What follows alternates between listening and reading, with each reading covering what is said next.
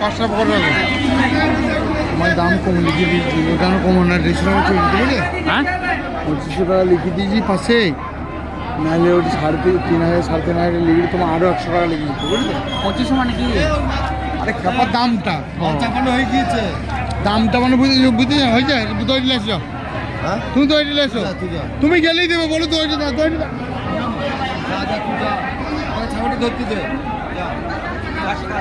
কত এটা? ডিসকাউন্ট আছে।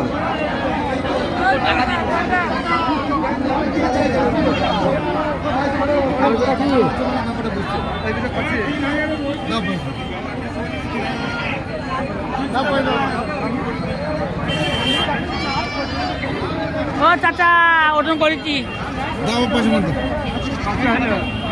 ঠিকই হয়েছে। ও ঠিক হবে না তো, ঠিক হয়েছে তো 35 টাকা আছে, 35 টাকা আছে। তুমি ভালো আছো, আমি দেখি ও দই রেন দিই ও ভালো থাকলে